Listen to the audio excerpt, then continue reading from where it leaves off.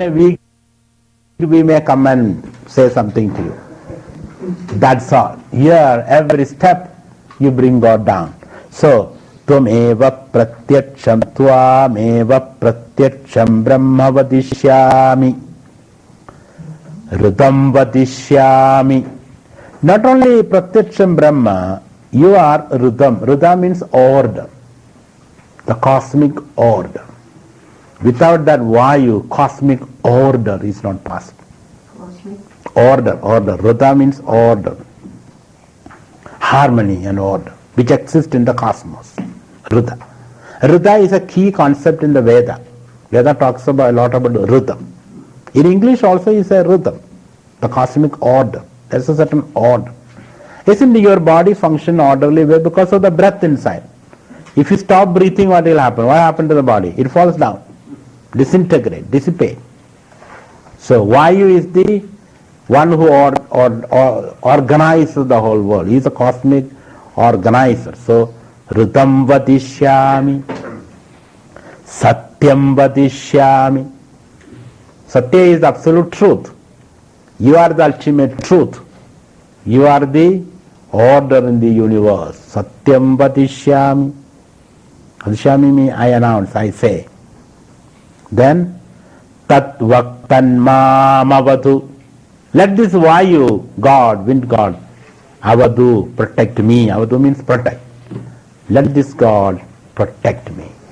Tada means that Vayu God, Ma me, Avadu, protect. He is already protecting. You have to only understand it. Let him protect me. Tat Vaktaram Avadu. Not only me, let him protect my Guru also. Because otherwise I will be unemployed here. I have nothing to do. So take care of my teacher, take care of me also. Others, let them pray. My prayer is me and my Guru. That's two things. Tad Vaktaram Avadu. Vaktara means, Vakta means the speaker. Vak, speaker. Vaktara means the speaker. Protect him. Tad Mamavadu. Tat Vaktaram Avadu. Avadu Mam. Sometimes when you say first time nobody listens. So second time I am repeating it. May I be protected. Avadu Mam. Avadu Vaktaram. May the wind God protect me and my teeth. And when Upanishad repeats twice, it shows the tape is over. The record is over. So this is a kind of period also, end. When it is repeated, it shows the Upanishad has come to an end. This particular paragraph has come to an end. Tad Vaktaram Avadu, Avadu Mam, Avadu Vaktaram, Om Shanti Shanti Shanti. Peace be, peace be, peace be. 3 P's has got a certain purpose, which you will see later.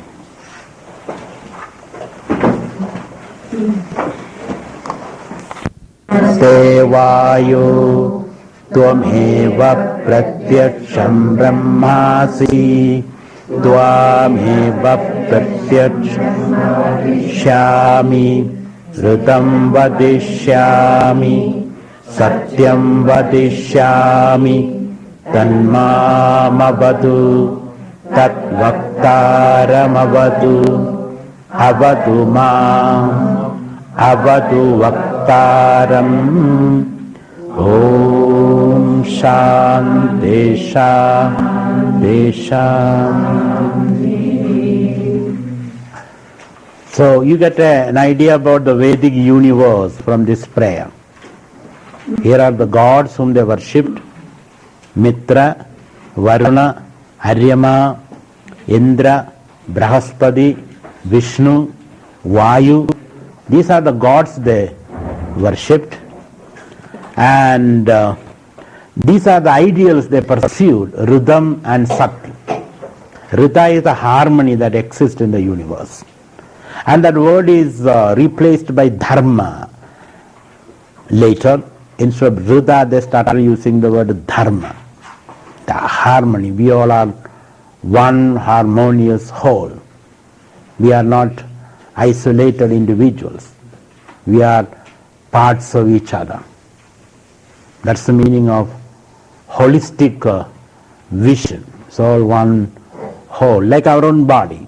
Though there are different limbs, all those limbs belong to the same body. Whether I touch your nose or your toe, you say you touched me. You don't say, oh, you only touched my toe. You touch my nose, then I'll show you. We don't say that. These are all parts of your being, your individuality. And that idea, holistic idea, there are different aspects, different limbs, parts, but they all belong to the same. We are one. That idea is conveyed by the word rhythm or dharma. And satya is that which is changeless, which is absolute. So these two ideals we pursue in life. The ideal of rhythm, harmony, which is a chord in the ecological concerns of the modern age, and the other is satya, relentless pursuit of truth. Mahatma Gandhi called his followers satyagrahis, those who desire truth and truth alone, those who are ready to give up everything in the pursuit of truth, sacrifice everything, the altar of truth. So these two words, Satya and Ruta, and the various gods, and the Guru and the Shishya, Vaktaram, Vakta and Shroda. You are all Shrodas, listeners, you are listening. So the speaker, Vakta. So Vakta and Shroda, that's the other universe, the cultural universe, where they used to sit and learn from competent teachers. That's their universe. And Shanti, Shanti, Shanti, peace, peace, peace. Let there be peace everywhere. So these three Shantis are addressed to three levels of our existence. We need physical peace, physical body. Body must be peaceful, health. We need a mental peace, emotional maturity. Emotions are to be mature emotion. Otherwise, anger, kama, krodha, lobha, moha, mada, matsarya, damba, hangara, suya, irshya, and you can add a few more. You see, our emotions are very sore, very uncultured, uncivilized emotion. So, emotional maturity, emotional purity or maturity is very important. An ability to restrain our emotions, need for immediate gratification. When our need for immediate gratification is not met, then anger, kama, krodha comes, isn't it? Why are you angry? Because your immediate need is not fulfilled. You need a cup of tea. You ordered for it. It's not coming. Then you are really angry. You are ready to throw everything around you. Just for a cup of tea. Or somebody didn't listen to you, obey you, then you are angry. Then krodha, kama, lobha, etc. One should have an ability to... I don't say these will not arrive. This will happen in you. Because we have been living on those emotions all this while. So suddenly if somebody asks you stop being angry, it is a difficult call. It's a difficult order. It's very difficult to follow. But slowly one must be able to restrain them. So emotional maturity, that's second, Shanti, peace on the emotional level. Then peace on the intellectual level, intellectual confusion. We all are in intellectual confusion. Several ideas, several goals, several philosophies, several religions, confusion. What religion is good? What ideology is good for me? So you need intellectual clarity, like an arrow, your mind should, your intellect should pierce the veil of confusion and reach the truth. So you need intellectual clarity. That is another peace. So peace does not mean you just sleep, very peaceful. That's not peace. Peace is physical control, emotional restraint, and intellectual clarity. Then comes peace. The other peace is a graveyard peace. Shant ho gaya. He is peaceful. lying down in the graveyard. That's not the peace we want. We need a dynamic peace. So, peace is physical? It's physical, emotional and intellectual. Yeah. Physical peace is discipline on the physical level, body level, ability to sit quiet and all. Or ability to consistently work, that also is a peace. Adi Deviyam? Yeah, I am coming to that. So Adi Bhaudigam is physical peace. Adi Bhaudigam. Adi Bhaudigam means with reference to the physical. Adi means with reference to the physical. Then Adi Bhaudigam, Adi Devigam and Adhyatmigam. So Devigam means the sense organ, the mind. So Adi Devigam means with reference to the mind, emotions. Adhyatmigam with reference to the intellect, because that is the seat of the self, Adhyatmigam. So these are Sanskrit, Adi Devigam, Adi Bhaudigam and Adi Adhyatmigam. Physical, emotional and intellectual. So what does that peace mean? Physical peace, ability to apply physically, to remain quiet and quietly applying your physical body to a task. That is a physical discipline. Even to sit you need a lot of discipline. Don't think that sitting is, oh, that is very easy, anybody can do. No. Try to sit for 2 minutes quietly, cross-legged. It's difficult. So physical quietude. Then emotional quietude is cultivating positive emotions. Eliminate negative emotions, kama, krodha, deha, and cultivate positive emotions. What are those positive emotions? Daya, Dhanam and Dhamma. These are basically Daya, Dhanam, Dhamma, Satya and Ahimsa. 5 emotions.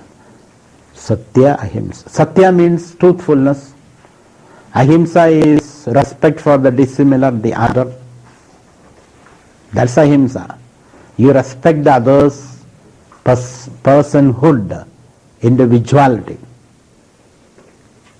You don't want to convert everybody into your religion or your ideas. You respect the other, whatever he is. That is Ahimsa. Then we have Daya. Daya is compassion for the suffering. Compassion, instead of condemning him. He deserves it, it's karma. Let him go and compassion. Your heart goes out to him. Daya. Compassion is a very important value. Then there is Dana, sharing. One should share. Kevalakho, kevaladi bhavadi. One who eats alone, he eats poison. Kevaladi, kevalakho bhavadi. When you eat alone means, others are hungry sitting and you eat, saying that, I hope you had your breakfast. Why do you also? I hope you had your breakfast and you are gobbling up. That's very vulgar and stupid. So he says sharing. Sharing. Your wealth, your time, quality time, your presence, these are all important. Spend some time for the suffering. That's the meaning of dana. And then there is dhamma, restraint, self-discipline. Reducing your needs. You don't need all these things to live a healthy life. So reduce your needs. That is dhamma. So 5 principles. Dhamma, Dhanam, Daya, Ahimsa, Satya. Of course, Patanjali gives 10 principles. That's our 10 commandments. Patanjali's. Satya, Ahimsa, Brahmacharya, Aparigraham, Asteyam. Little difficult. Satya, honest life. Satya, Ahimsa, non-killing or respecting the other. Satya, Brahmacharya, love for God, nothing else. Love for God or love for all. You can put it 2 ways. Love for God is love for all. So you may say, oh, I love God, but I cannot see others. So love for God means loving all. Even an ant or an animal or a plant is loved by you. You are loving disposition. That is the meaning of Brahmacharya. The other is Brahmacharya. In North India, of course, we call brahmacharis brahmacharis. Brahma means that which is Brahma. So it should be brahmacharyam, not brahmacharyam. Brahmacharya means brahmacharya is absolutely opposite meaning. Brahma means he is wandering all around, a dissipating personality. Brahma, delusion. So Brahma is delusion. So brahmacharya means what? Following delusion. So it should be brahmacharyam. Brahmacharyam, not brahmacharya. Only change of that H, but the meaning is totally changed. So brahmacharya means love for all or love for God. It's a passion for all. Like Christ's passion on the cross. He died for all, let us say. Not for himself. He died for all. If it helps everybody, he said, I'll die. That's it. If it doesn't help, that is not his problem. It is our problem. So Christ died on the cross for all. That is brahmacharya. That is brahmacharya. Brahmacharya also means rooted in Brahman. Live in rooted in Brahman. You grow from Brahman. Or leaning on Brahman, brahmacharya. Or taking your nourishment from Brahman, not from other things. These are the meaning of brahmacharya. Then aparigraham asteyam. Aparigraha means non-possession. You think everything is owned by God, not by me. Everything is owned by God, spiritually, not legally. Legally you own whatever you own. This does not mean to after the camp you go home and say, give away your car and your house and your property. Not necessary. Legally you own, but actually it's owned by God. Non-possession. Then apariga asteyam. Asteyam, non-thieving. Non-thieving. What do you mean by non-thieving? Aparigraha, non-demanding. Is the meaning. Non-demanding also is, but the actual meaning is non-possession. Not possessing. Non-possessing is a mental attitude. I don't possess anything. Everything is possessed by God. Even your body is possessed not by you, but by the worms which live in you. There are a lot of worms which live in your body. They possess your body, not you. So, and after that the body becomes food for worms again. Isn't it? So, who owns your body? You are just a storage only for the worms. When you die, they eat you. So that's the spirit. Aparigraham and asteyam, non-thieving. What do you mean by non-thieving? Anybody eats more than what he requires is a thief. Anybody eats more than he requires is a thief. So if you require only one chapati, then eat only that. If you eat 2 chapatis, you are a thief. So we all are thieves that way. We eat too much. So those who take more than what is required, he is called a thief, spiritual thief. So that should not be there. Then Patanjali calls, what are the other ones? Yama, Niyama, Tapa, Swadhyaya, Ishvara Pranidhana, Santosha. These are the values. Tapa, Swadhyaya, Ishvara Pranidhana. So tapas means discipline, physical and mental discipline. Tapas. There are 3 types of tapas said in the Gita. So physical, mental and intellectual disciplines. Purposeful activity is tapas. Organize your energy purposefully, consistently. That is called tapas. An ability to energize yourself. Tapas means heat. You can energize yourself continuously. Isn't it when you are inspired you can do that? You can do any work if you are inspired. Where do you get the energy? From yourself. So ability to energize, heat up yourself. Discovering your own energy is called tapas. Tapa, swadhyaya. Swadhyaya means self-study. That is what is lacking in our case. We don't study ourselves. Somebody has to tell you, you look so ugly. Your words are not, somebody has to remind you. So seeker always is very self-observant. Self-study means self-observant. Swadhyaya, tapaswadhyaya, shauja santosha. Other is shauja, cleanliness. Basically it's cleanliness also has got three dimensions. Physical cleanliness, take a bath or clean your body, wash and all that. Physical cleanliness. Then emotional cleanliness, positive thought. Pranic cleanliness by pranayama. Food cleanliness, eat the right kind of food. If you eat all kind of wrong food, then again you are poisoning the system. So cleanliness means environmental cleanliness, live in a clean environment. Physical cleanliness, pranic cleanliness, emotional cleanliness, intellectual cleanliness, read only the right kind of stuff. Don't read all kind of things and say, oh, I am confused. See, you read all kind of stuff and get confused. So read only what is necessary. Read Upanishad, Gita, good books. Intellectual cleanliness. Pranayama, do pranayama. Pranic cleanliness. Cultivate positive thought, emotional cleanliness. So these are all various shaujas said by Patanjali. So tapa, swadhyaya, shauja, then santosha. Santosha is, yes, happiness. Cultivate happiness, santosha. Cultivate it. But how do I cultivate? I don't have the seeds of happiness. You have it. You have to only cultivate it. Be cheerful all the time. It is a duty, it's a value. You have to be cheerful. Even when you are terrible pain, be cheerful. Cheerfulness is there. And when you cultivate it, it becomes your habit. It becomes your habit. So you are cheerful all the time. Santosha.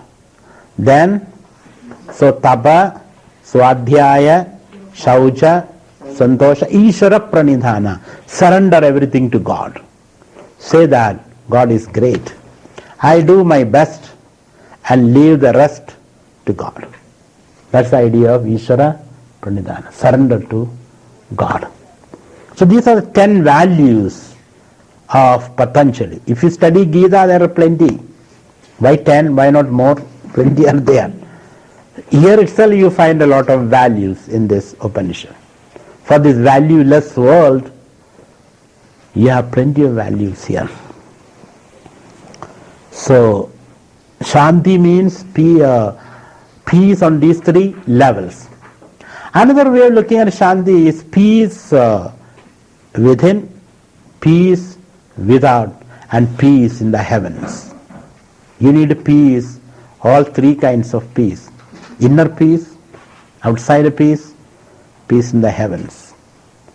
Because there are no peace in the heavens, suppose there is no peace in the country, you cannot lead a peaceful life. So you need inner peace. Inner peace means what? Mind is to be quiet. Outer peace means what? There is an external disturbances and peace in the heavens. Gods also should be peaceful. So which is called Adhyatmika, Adidevika and Adhibhaudika. Adhibhaudika means external peace. Adhyatmika, inner peace. Adidevika, peace among the gods. If gods fight, if 2 elephants fight, who will suffer? The grass underneath, isn't it? So similarly, if gods fight, who are going to suffer? We are going to suffer. Because there is nobody to look after anything. So let gods not fight, peace be. Let there be no disturbance outside. There is no disturbance inside. And inside a disturbance also. Suddenly your thought wander off. Suddenly you think of something else. Some word can make you think of unnecessary things. Some words I utter, you think something else. So these are the 3 levels of peace that we seek in life. Om Shanti, Shanti, Shanti. Now we come to the second Anuvaga paragraph. I read it. Shitshambya Akhya Syamaha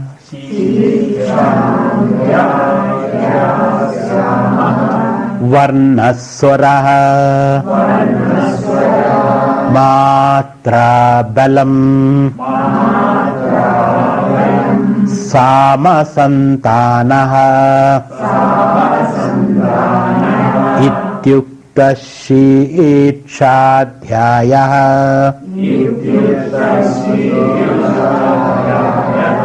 So words are, communication is very important in Vedantic interactions, because the Guru uses words. There is no other way of communication. Truth, knowledge is transferred through words. And so the teacher makes sure that you are equipped to understand the words that he uses. Suppose I give you 1 hour lecture in Japanese, let us say. 1 hour lecture, very action-filled lecture, fantastic lecture. Will you understand anything? No. In Chinese or Japanese? So I have to make sure I speak your language. A language the students follow. Otherwise you may obligingly sit there, smile also occasionally, periodically, but that doesn't mean that you understood anything. So the Guru says, do you speak Sanskrit? Because these lectures are all in Sanskrit. Students, because students come from different direction. Till the 15th century, till the British came, our language was Sanskrit, universal lingua franca as they call it. Anywhere you go, you speak Sanskrit. The intellectuals spoke Sanskrit. It's only after the British we developed a contempt for the language, and now nobody speaks Sanskrit. Nobody. They may speak 1 or 2 sentences, come here, go there, all this. But to convey, create ideas and convey that idea is a little difficult. But once upon a time we used to speak this wonderful language. So first the Guru asks, have you studied language, the Sanskrit language? And in the study of language, what are the factors involved in the study of language? So study of language is called Shiksha. Shiksha or Shiksha. Shiksha is a Vedic poet's freedom, as you can say. That the true word is Shiksha there. Shiksha. Itself is Shiksha. So Shiksham Vyakyasyama. Now I shall teach you language, phonetics, language. This is a language class. First is the language. Isn't it, when you go to Germany to learn technology, first thing is German you have to learn. Not that fully, but little bit you must know German. Similarly here, an orientation class on language. Shiksham Vyakyasyama. First class is language class. Vyakyasyamaha means I shall expound. I shall teach you the basics of Sanskrit language. I don't think I am going to teach you here. We assume that, because I am not speaking in Sanskrit, I speak in English. I hope most of you know that language. So, Shiksham Vyakyasyamaha. In language, the first thing you have to learn is Varnaha. Varna means alphabet. Is it not? The letters A, E, I, U, E, I, O, A. You should know how to read it and write it. Then ka, ka, ga, ka, nga, cha, cha, cha, cha, nya, pa, pa, pa, pa, ma, ta, ta, ta, ta, na, ta, ta, ta, ta, na, ya, ra, la, va, sha, sha, sa, ha, la, ra, ra. All this you must know. In English, simpler. A, B, C, D, E, F, G. 27 or 27?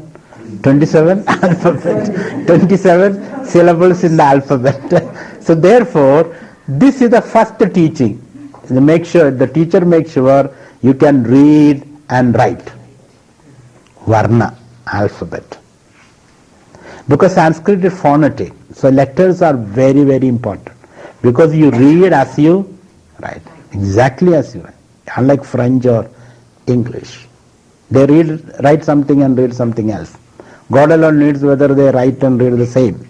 So therefore he says, the reading is something, writing. Here it is exactly phonetic. You read and you write the same. So Varnaha, first is Varna, syllable, the syllables, alphabet, you must know. Then the next that you have to learn is swara.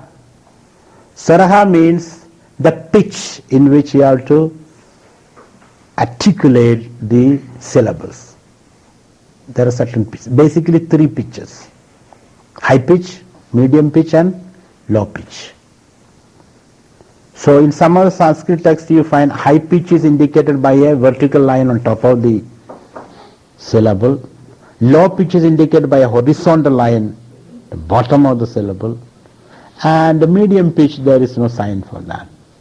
So high pitch, low pitch. And this is seen only in the Vedic mantras, not in Gita. Vedic poems are called mantras, where Gita is called slogas. So there are three pitches in which you have to articulate the sound.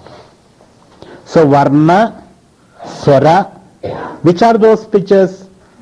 Udatta, anudatta and swarida. Udatta is high pitch, anudatta is low pitch and swarida is medium pitch. Medium pitch. So you have to, and if you change the pitch, the meaning will change. Meaning also will change. That's why when Vrutrasura, he did tapas to gain powers to kill Indra. Vrutra is Indra's enemy. So he does tapas, called a tapas. And then he did not know, he did not study language properly. Anyway, yeah, Vrutrasura. So then what happened? Instead of saying Indra Shatru, he said Indra Shatru. And the whole meaning changed. The whole meaning changed, and Indra got more power. From all his tapas, power goes to Indra. That is what has happened. So here, that's very important. You must articulate the sound properly with the right kind of accent. So varna, swaraha, and the third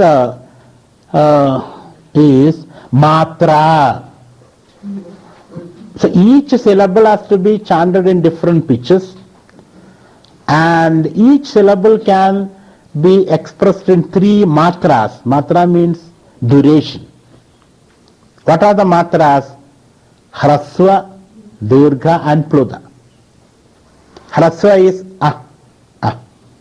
A is Hrasva. A, Dirgha. A is Pluda. Pluda. The music.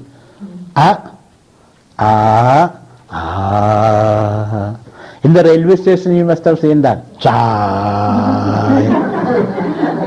Copy. That's a Hrasva. Copy. Hrasva. Cha is Pluda. This is how they attract you. Copy. Cha. Goes like that. Patanjali also gives this example. Patanjali says it is Saurashtra and Aryavada is Pluda. In Saurashtra is in Gujarat. There they sell buttermilk. And for buttermilk, Sanskrit word is takram.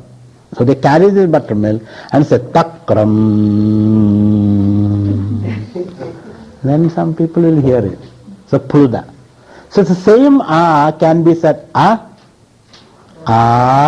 and A. Three kind of. Pa, cha, that way. So that's matra. So Hrasva, Dirgha and Pluda. Matra. See how they play with the words, syllables. Then, and if you say instead of if you say then the meaning changes. Then the whole meaning will change in Sanskrit. Very important. So balam means the effort you make to pronounce a letter. A certain effort is to be made. Certain syllables are to be given more effort. You see, come here, an effort is made. Come here, an effort is made. So different letters need different efforts to articulate it. Especially in Sanskrit. Ka, kavarga, is spoken from here. Ka. Ka. Effort is, more effort is there. Ka. Ka. Ka. Ta. Ta. very, very difficult all this. Ta. Ta. Da. Ta. Na. Na. Nya. Na. All this require different kind of efforts. So you can see a polished, cultured person when he speaks. An uncultured person speaks, he has no effort at all, he is sleepy and says something. The right kind of effort and accent is necessary. That shows whether you are a cultured person or not. When you go to England, the way they speak, the right kind of effort. When you go to southern part of America, their effort is different. Northern part of America, their effort is different. English, Indian English, totally different. Efforts are all different. So the energy you pump in articulation of words, that is balam. Then samaha. Samaha means uniformly pronouncing all letters in a word. You have to pronounce all letters in the word. A word is made up of letters, isn't it? That's very important in Sanskrit. You cannot swallow some words. So when we Hindi people, when we speak Sanskrit, we swallow a lot of words. Lot of words. It creates a lot of problem also. For example, Bhaja Govindam. Bhaja Govindam, Bhaja Govindam, Govindam Bhaja Mudhamade. How do we speak in North India? Bhaj Govind, Bhaj Govind, Govind Bhaj. So you swallow a lot of words. You swallow a lot of words. In Sanskrit, it is Rama, Rama. But how do we say in Hindi? Ram. Ram, Ram. It's easy to say, but then you don't make enough effort to spell all, to articulate all the words. All the words, unlike English or French. French don't pronounce half of the words. Half of the words is only written. That not for pronunciation. And it creates a lot of confusion. That's why Sanskrit calls Samyakrudam, Samskridam. Anybody can learn that language. Anybody. Because everything is by the book. Whatever is written in the book, that's there. Samyakrudam, Samskridam. So every word, every syllable means letter. Every letter in a word, which is words are made up of, letters have to be pronounced. You cannot swallow words. If you swallow words, meaning will be totally different. Do you know all those things? That's what the Guru asked. Do you know all those things? So Shishya says yes.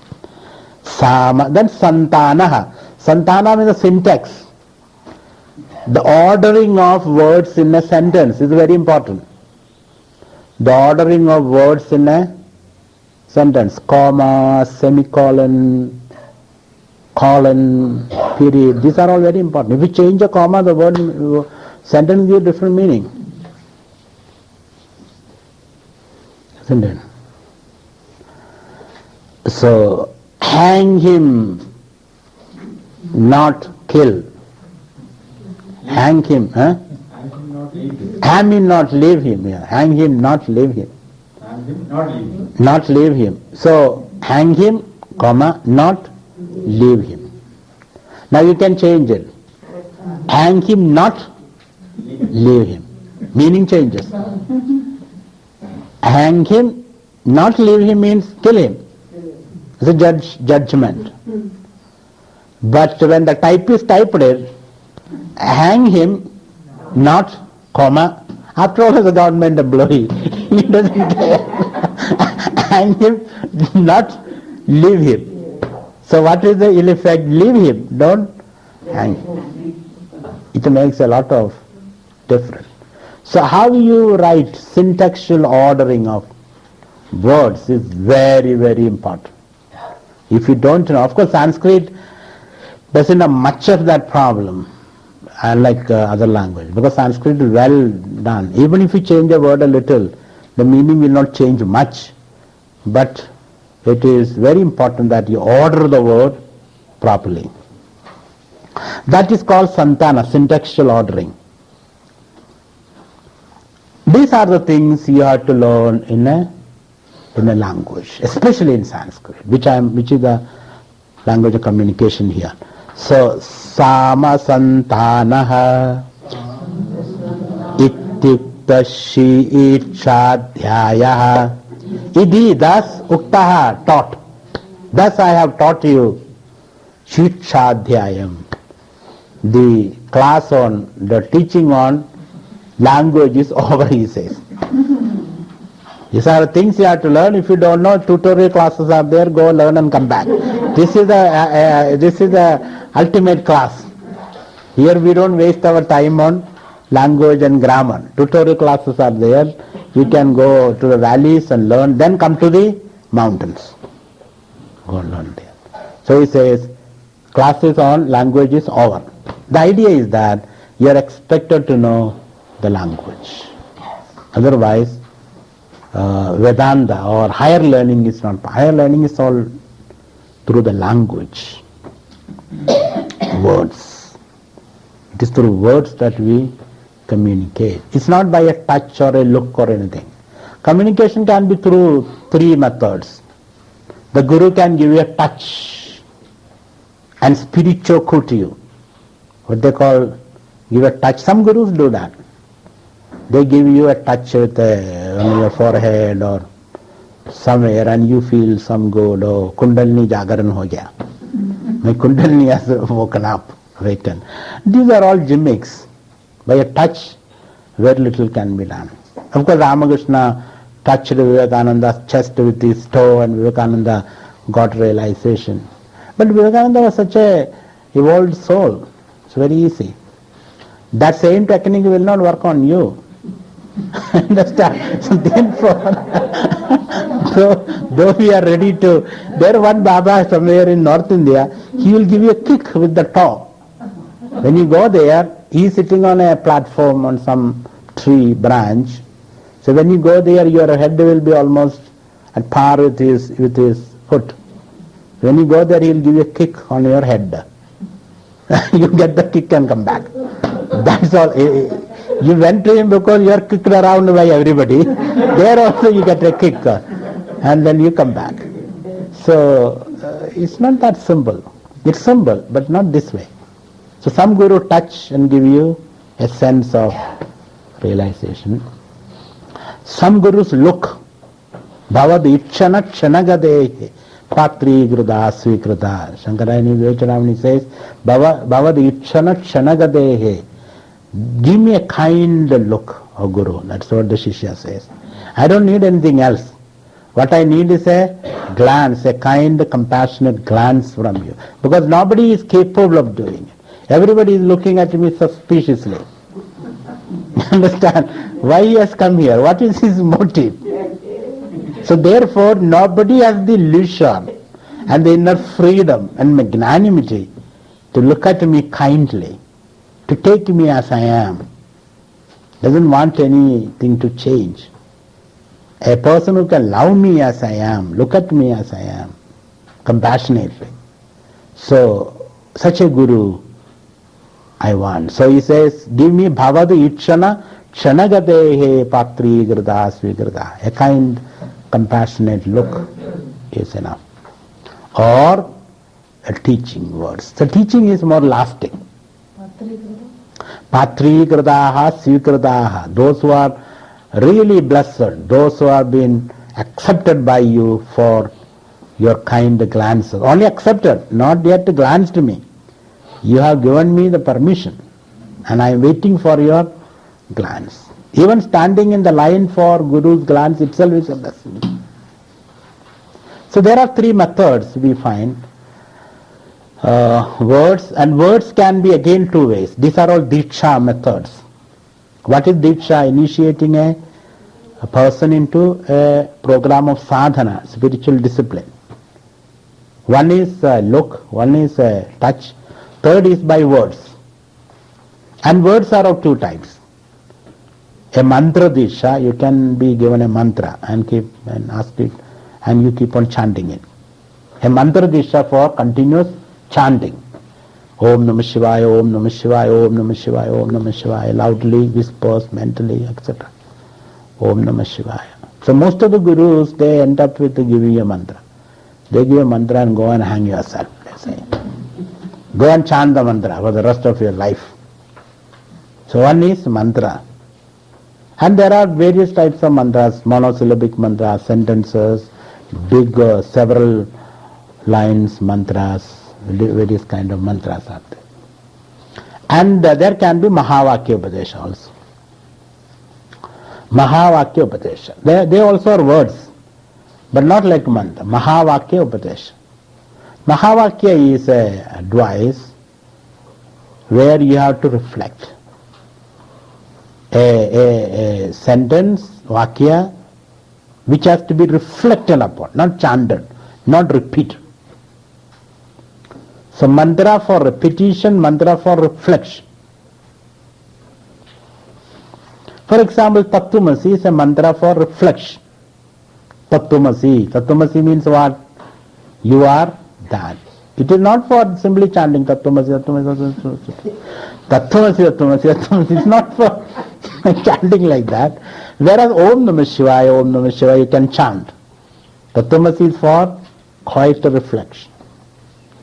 So these are the various type of dikshas which the gurus employ, depending upon the level of the student. When Ramakrishna saw Vivekananda, he only gave a touch. Some people give a look. So ittiptashi itchadhyayaha. Thus I have completed Chitchadhyayam, the chapter on Shiksha language. Now we go to Upasana. So as I told you, this Upanishad, the first portion of the Upanishad, deals with various Upasanas. What is the meaning of an Upasana? Nowadays you hear two words, Upasana and Vipassana. Have you heard Upasana and Vipassana?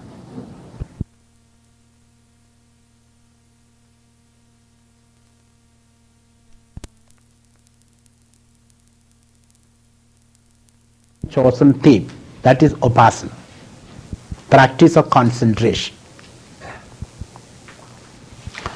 So you exclude all other objects and themes and focus on one theme. It is exclusive. It is exclusivistic.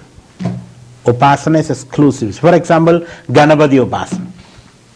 When you do Ganapati Upasana, you don't think of Shiva or Vishnu or anything, only Ganapati. Ganapati Upasana. Upa means near, asana means focus. Focus on something very limited. Vipassana means watch. Watch. Watching means what? Watching everything. If I ask you watch, sit here and keep a watch on the house, that means what? You have to watch the entire spectrum around the house. So Vipassana is watching, Vipassana is concentrate. And when you concentrate on something, you cannot watch because you miss a lot of things. For example, when you concentrate on the study, you don't see what others are doing here. You are not supposed to. Whether you do it or not is a different question. Because you are concentrate. But watching means what? You are watching everything. So watching is inclusivist. It includes everything. Upasana is exclusivist. It excludes. That is the difference in watching Vipassana and Upasana. For example, in watching you keep your mind alert, thoughts come, images come, experiences come, but you don't stick on to anything. It's like standing on the road and watching the traffic moving by. But you are not in the traffic. You are not part of the traffic. You are only watching the traffic moving by. But upasana means you are in the traffic. You are sitting in a car and driving. Upasana is limited. So concentration and attention. Attention is watching, concentration is focusing. Now there is another word very interesting. Those who meditate, these are all very important. That's called contemplation. Contemplation. Contemplation is seeing an object without losing the context.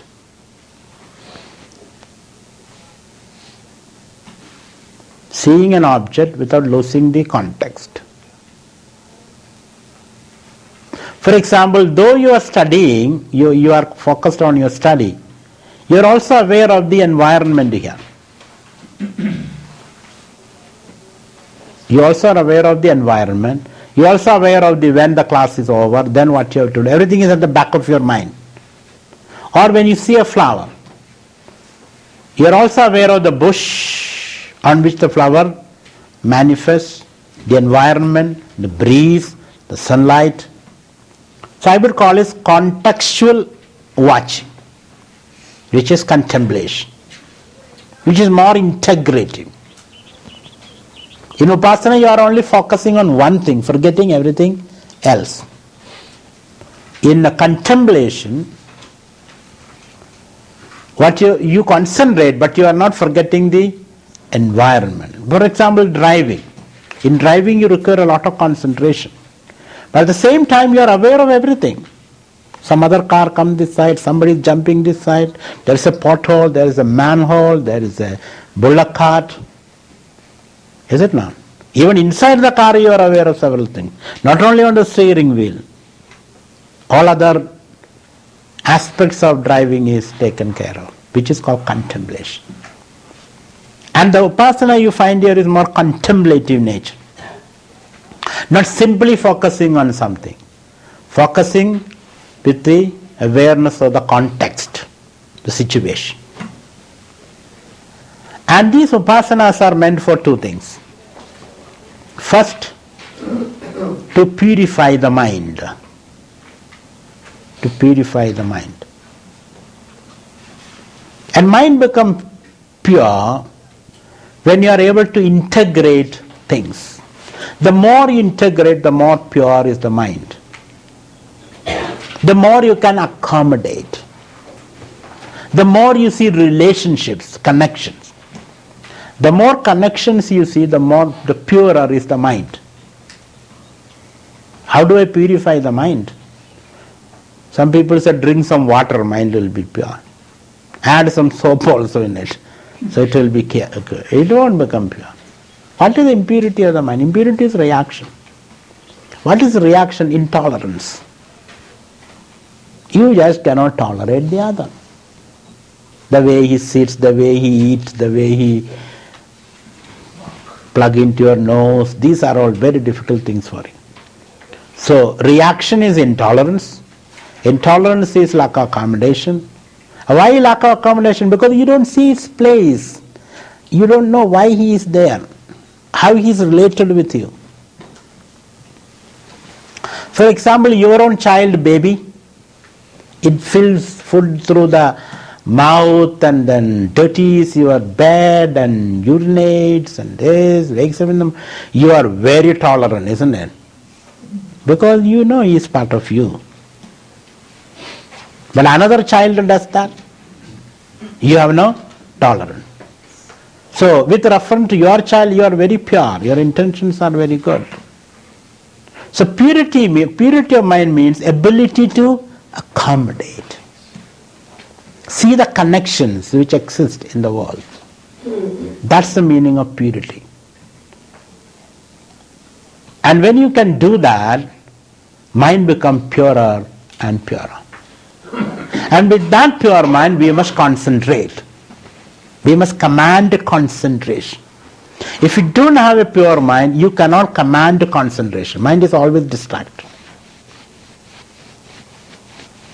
So pure mind is able to accommodate everything. Will have a place for everybody. That's the quality of a pure mind. When a mind is pure, everybody has got a place in that mind. It's like a mother with reference to her children. One child is useless, one child is useful, one child is educated, one child is... But everybody has got a place in the presence of the mother. Similarly, a pure man can accommodate everybody. Rich or poor or wealthy or whatever. So that ability to see the inner connection which hold the world together gives you the quality of purity. So we need purity and we need concentration. In Sanskrit we call it Shuddhi and Ekagrata. Shuddhi, Antakarana Shuddhi and Chitta Ekagrata. Antakarana Shuddhi is non-reaction. Chitta Ekagrata is ability to focus. For example, here you are sitting for 2 hours, and what is the quality of your Ekagrata? How far you are able to concentrate? You are the best judge, isn't it? How far you are able to. How many times your mind goes out and comes back? How many time it abides here? How many times it goes to sleep? So these are all compromises with your concentration. So we need Chitta Ekagrata and Antakarana Shuddhi.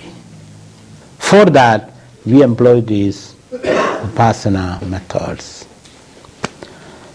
So here are 5 Upasanas to see the connection which exists in the world at 5 levels of your existence. It's a wonderful pyramid or hierarchy of values which is presented here. We exist on 5 levels. One level is the physical level. Physical level. Gross level. And in that gross level there are various objects. And we often fail to see the connection which exists. Physical level. The second level is the luminous level, energy levels. Energy levels. And the third is the cultural level. Human beings are not just physical and energy, they are culture, education, culture. And the third is biological level. The fourth is biological level. We are a biological being also. And the fifth is the individual, personal level. So finally is the individual. Here the physical world, the energy world, the biological world, the cultural world, and then you are the individual. You are the final flowering of all this. You know your body is made up of minerals, physical, minerals, food, vitamins, nutrients. That's your physical level. Take away all the minerals from your body, or there's nothing. Doctor knows that. Doctor dealing with that level, the physical level. Now you have an energy level also.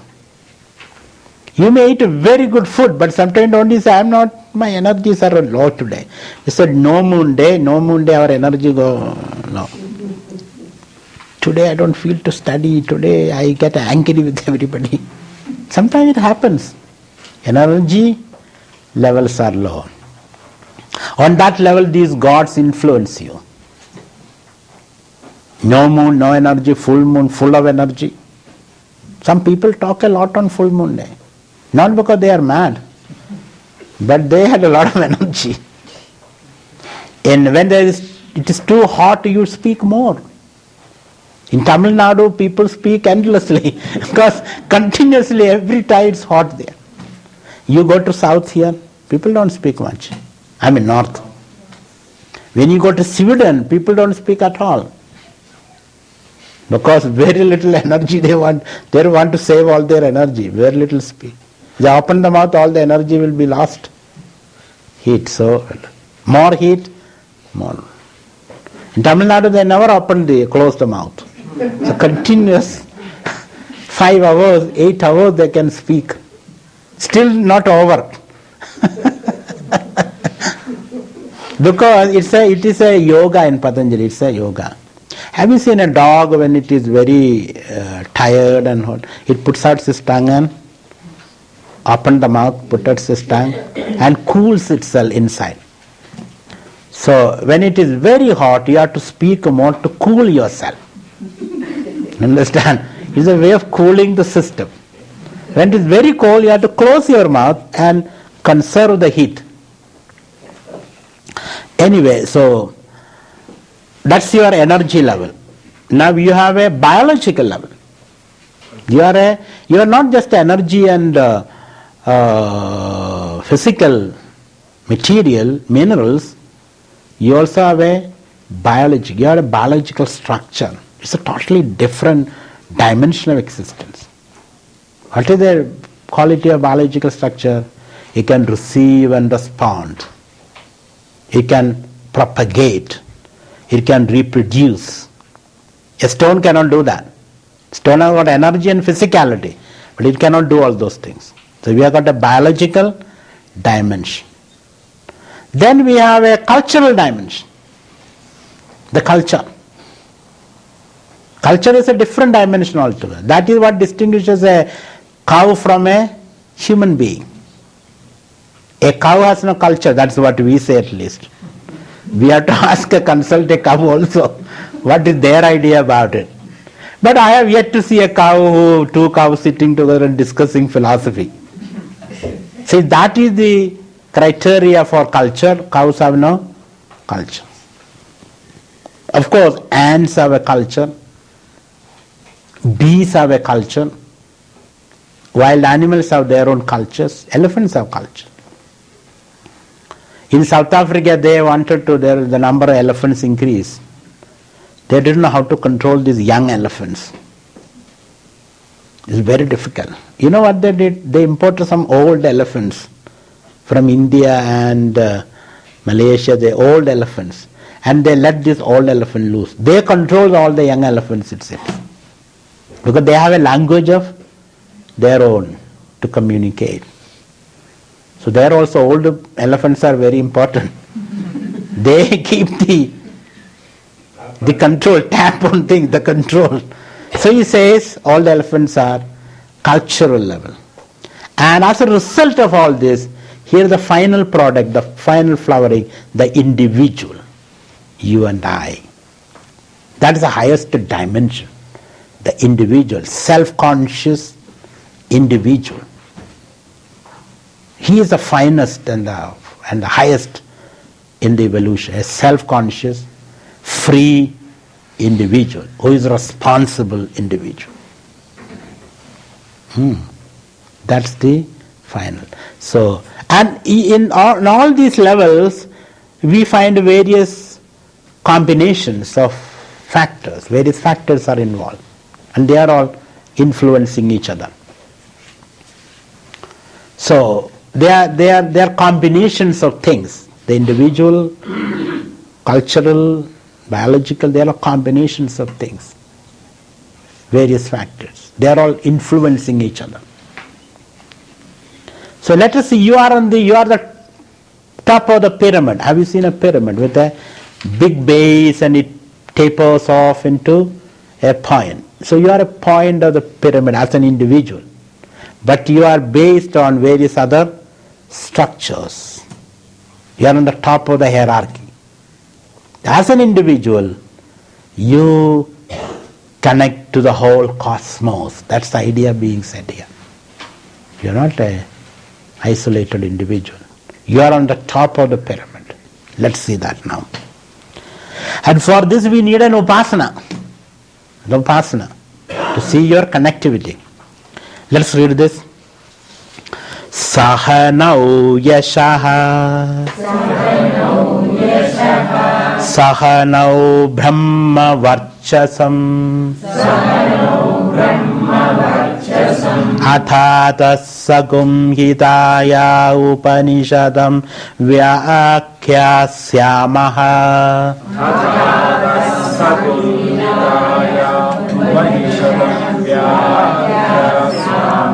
पञ्चस्वधिकरणेषु अधिलोकमधिज्योतिषमधिविद्यमधिप्रचमध्यात्मम्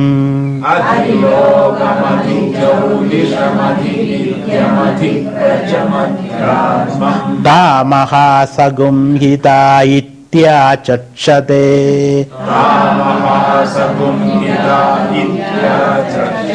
अथाधिलोकम् पृथिवी पूर्वरूपम् द्यौरुत्तररूपम् आकाशसन्धिः. So here is a spiritual group, the teacher and the students. Disciple in Vedanta means one who wants to learn, one who has the discipline to learn. That's the meaning of disciple. Nowadays everybody says he is my disciple. Meaning what? What do they mean by that discipline? That means wherever I go, he also is there. That's the meaning of that discipline.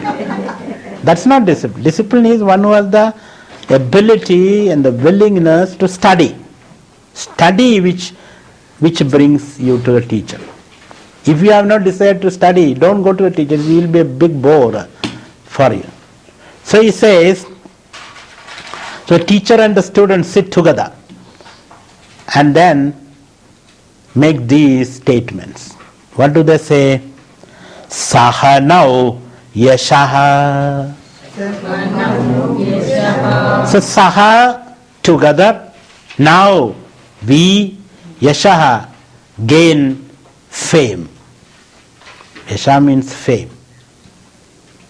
Let this community become known in the society. Our community. This is a community now. Community is a group of people following the same ideals. There's a harmony of hearts. They follow the same ideal. Then they become a community. If you follow Karl Marx, then that's a Marxist community. If you follow Vedanta, it's a Vedantic community. So we are a Vedantic community. We shared ideals and visions. So together, may we gain fame. Now what do you mean by fame here? Fame because when you do good work, when you do something noble, then the people come to recognize and appreciate your work. That's very important. Otherwise we cannot survive. Those days Gurukulams depend upon the society. In Gurukula, Guru and Shishyas, they don't cultivate or do business or anything. They have to live from the donations of the society. They call it Bhiksha. Bhiksha is what the society gives you happily. Tax is what you take forcefully out of the society. Tax. Kings live by the tax. Profit is what you hoodwink from the society. You some or other take it from the society. That is profit. By exchange of things, you create a value. Exchange of things. You want that? Okay, I know somebody who can give you. So you go there, get it from him, give it to you. And in between you take a profit, commission. That's called profit. And businessmen live out of that profit. He also adds some value to the society. And then labor. Labor is what you earn by work, your physical sweat. By the sweat of thy brow, you earn labor. These are the four honest means of living. Other means of living also. Loot and steal. These are dishonest ways of living. Honest ways of living are four. By dakshina, by taxes, by profit, and by salary. Now, the guru and shishya lives by taxes, the dakshina. What others give you, donation. Dakshina you can call it donation or a gift. Is living on gift by society. And that gift should be given happily, that's very important. Other three sources are not given happily. Taxes nobody give happily. Profit you want to cut down on the profit. Bargain and haggle, and then labor you don't want to give any labor anything. You want to take out work from me, you want to give nothing. Only dakshina is what is given happily. So society, this community lives on dakshina. In return, he doesn't expect anything. Oh. Yeah, dakshina kodukka, you are teaching. We are teaching the society. He gets something in, but he doesn't expect directly. Dakshina doesn't expect anything directly. So there are various types of dakshina. There is a dakshina as an anga of the ritual. Suppose you perform a ritual. What is the ritual? You fire worship and you call the priest and then offer material for a certain material benefit. And at the end of the puja is all over. Then Nambudiri, you go. Take a taxi and go. That is unfair. You have to give him the dakshina. Otherwise that is a ritual where all the limbs are not fulfilled. All the aspects of the ritual is not fulfilled. Anga. It become, the yajna purusha become vikalanga. Vikalanga. Yajna purusha, you create a vikalanga in the process. And he will destroy you. So if you perform a ritual, pay to the pujari. Good money. Pay him good money. That's a part of the, otherwise don't perform it. Who forces you to perform it? Whereas that is an anga of the ritual. Whereas here, the guru teaches, students learn, and community is a community's duty to protect them. Community's duty to protect the guru, shishya community. Because they are creating higher values for the society. And without those higher values, society will go smithereens. Disintegration will set in. So that's very important. So here together we say saha now, yashaha, may we become known in the community. So that donation will flow in. See? And then we can maintain the community. And the donation is not to build big ashrams and buildings and all that. That's not the purpose. The donation is to maintain the body and the soul of the students and the guru. That is all. They should live in poverty. This community should live in poverty. They should not have bank balance. Huge bank balance sitting there. Thereafter no puja, no rituals, nothing. Because money is sitting there. No, they should live in poverty. Voluntary poverty, not forced poverty. So saha now, yashaha, may be famous. Well known for the dedicated work we are doing. That is the source of your fame. They say woman's fame is her loyalty to the family. That is her fame. Sita's fame is because of her loyalty. Man's fame is the valor, courage, fearlessness. Man should be fearless. That is his fame. A woman's fame is loyalty to the, I don't know whether the modern women agree with or not. I'm just talking whatever is in the old scriptures. So loyalty to the family. And the other is valor. You don't fear death. Death is not a constraining factor for you. Totally fearless. Women also should be fearless in the person. So a Brahmin's fame is his pursuit of truth. He is ready to sacrifice anything for knowledge. That's how a Brahmin becomes famous.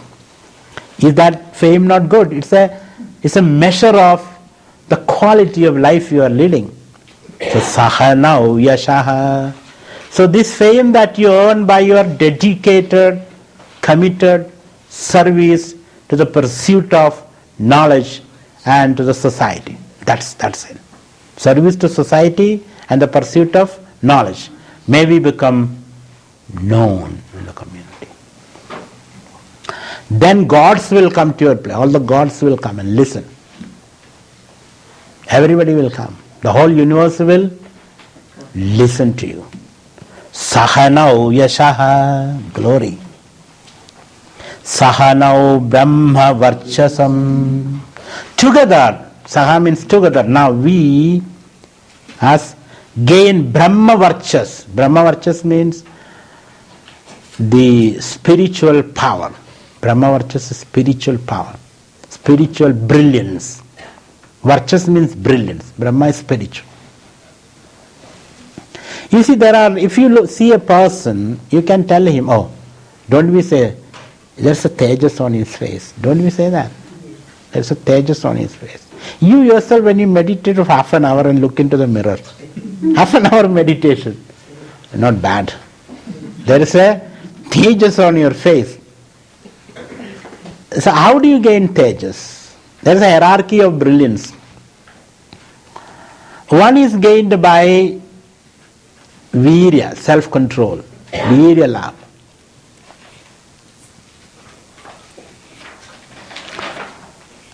First source of tejas is good food.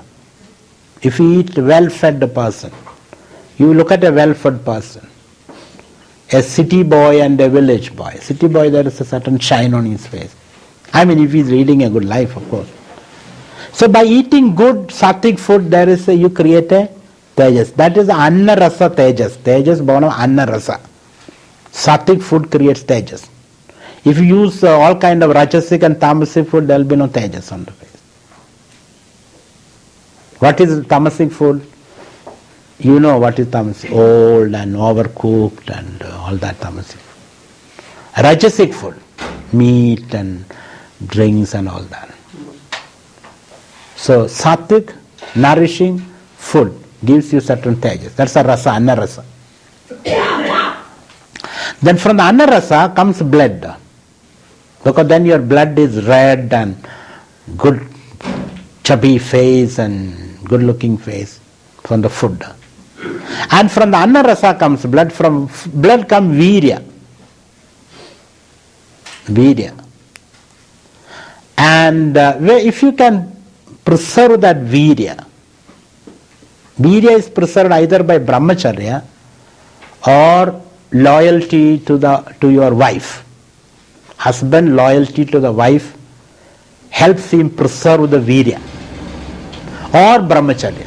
From that you get a tejas. At least he doesn't have a double life. So from your loyalty to the wife, meaning a very family oriented life, it gives you virya. That virya gives you tejas. And that tejas is called ojas. And when you preserve virya and practice spiritual practices, virya goes up and nourishes the brain. The sahasrara, it nourishes. As a result of that, from virya, you get tejas.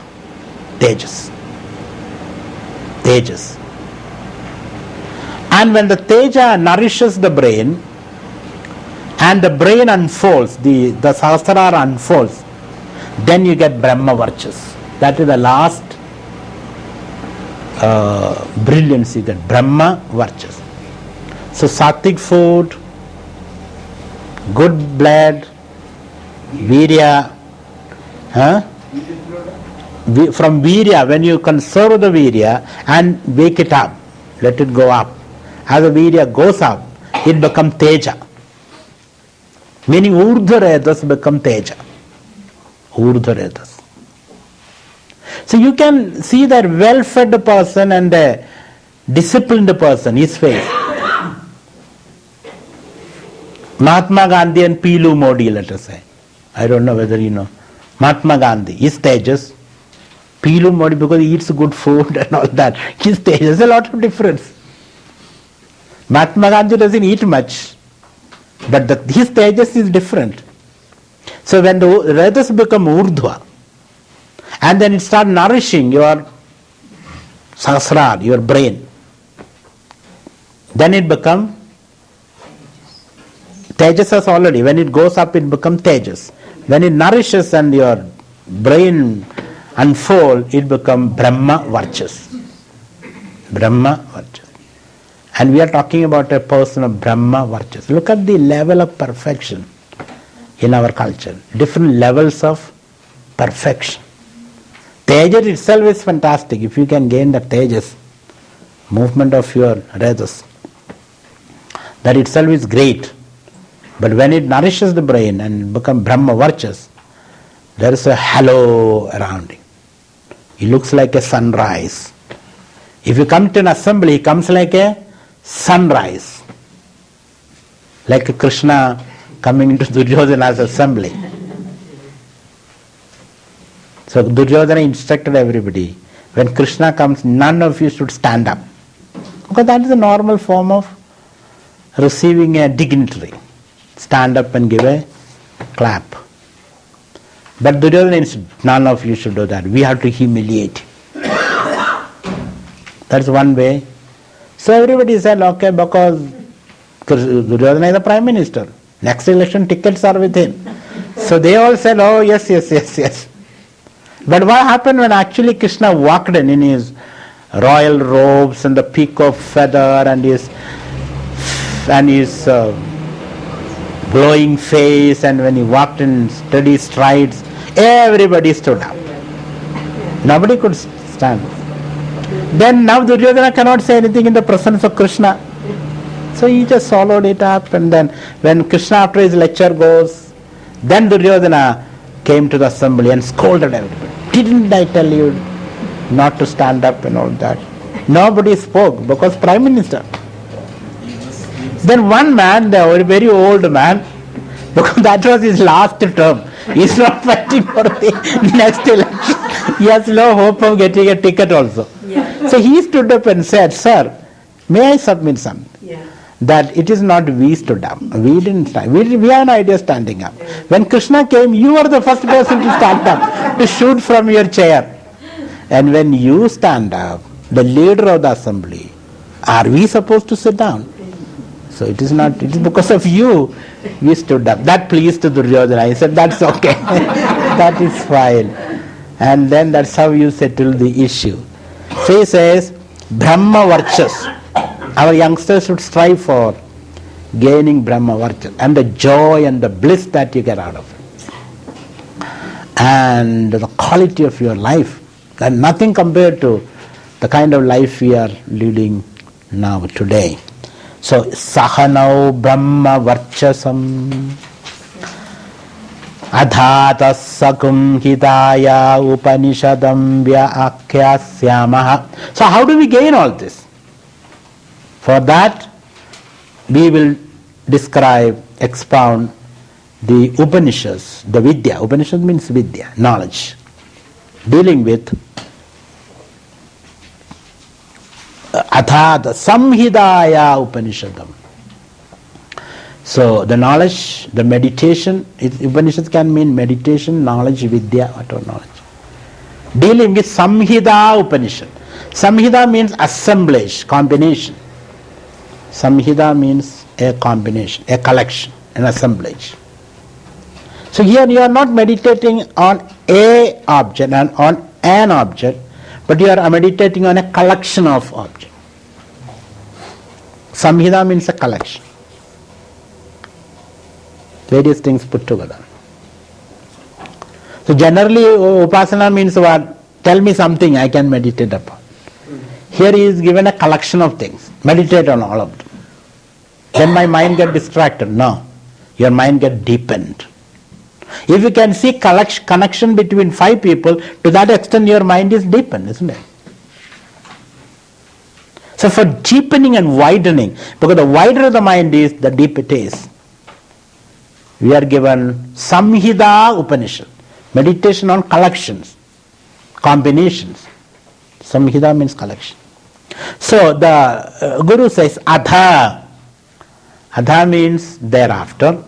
Thereafter means what?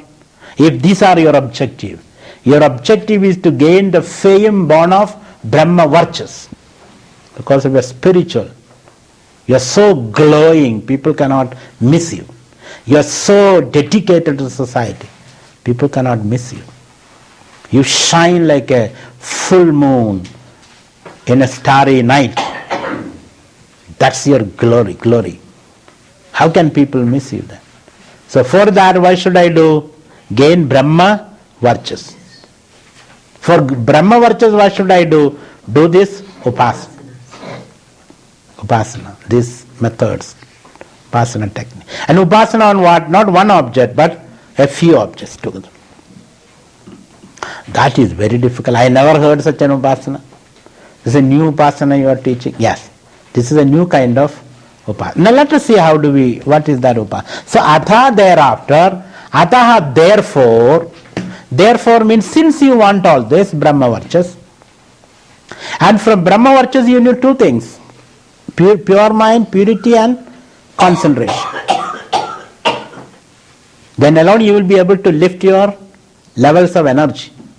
So for purity of concentration, ataha means therefore. So thereafter, therefore, for gaining ekagrata and shuddhi, sattva shuddhi, ataha, samhidaya means the collection, combinations, Upanishadam meditation, vidya, samhida vidya or Upanishad, meditation. So here in this context, Upanishad does not mean Taittiriya Upanishad, and Upanishad means vidya, meditation, concentration techniques. Samhidayaha Upanishadam vyakyasyama. We shall explain to you the Samhida Upanishad.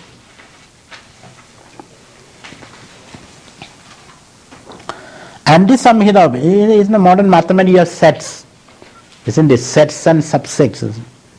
A set of objects. A set includes a few similar objects. For example, a pencil, a pen, a scale. Scale will it come into a similar object? So similar object. But as I say cow and elephant, it doesn't come in the set of pencils and pens. So you are given a set of similar objects. That set of similar object is called Samhida. And we are trying to see the connection which exists between them. Samhidaya. Now, there are 5 such sets. 5 such sets were given, corresponding to your physical level, energy level, biological level, cultural level, and the self-conscious individual level. These are the 5 levels.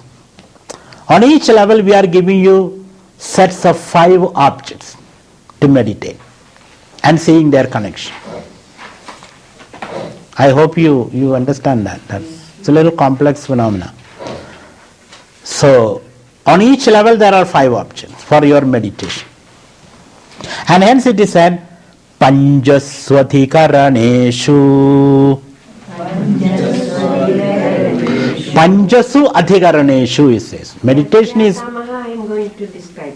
Vyakyasama means, we will describe. We are describing the meditation regarding Samhita combination. Vyakhyana means description, explaining. Now we will explicate these meditation. So why do you say we will explicate? Because the Guru knows half of the student will be sleeping. So therefore, be careful. We are going to embark upon a very important description. So those who are sleeping, wake up. Vyakyasyama, not yet explained. So you are not lost your chance. Vyakyasyama. So wherever important description comes, Guru says, I am going to say it. Very compassionate teacher. So, Vyakyasyama, we will explain this. Be ready. Be very alert. Don't sleep. Don't think of other things. So, Upanishadam Vyakyasyamaha. And there are 5 such meditation.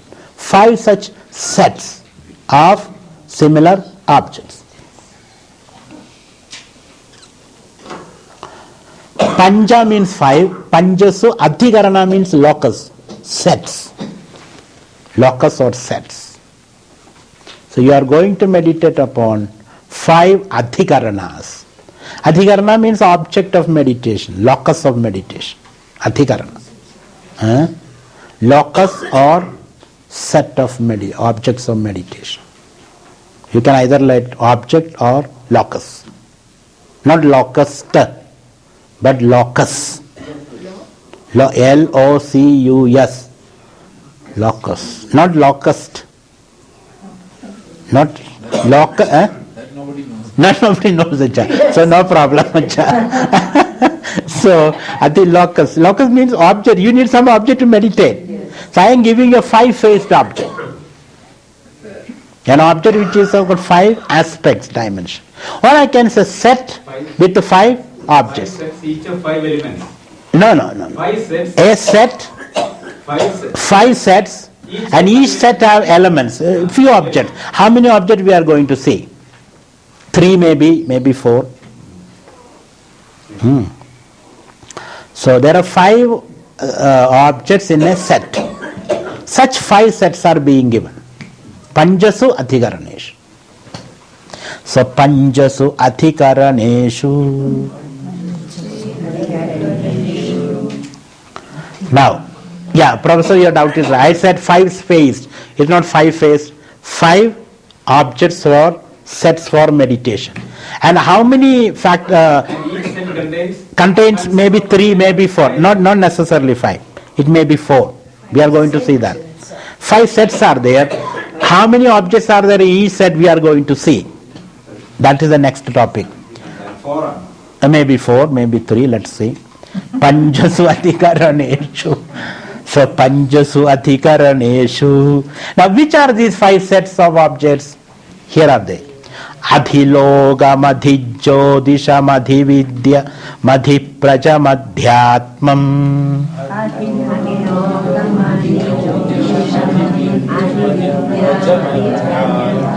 The first set is known as Adhilogam.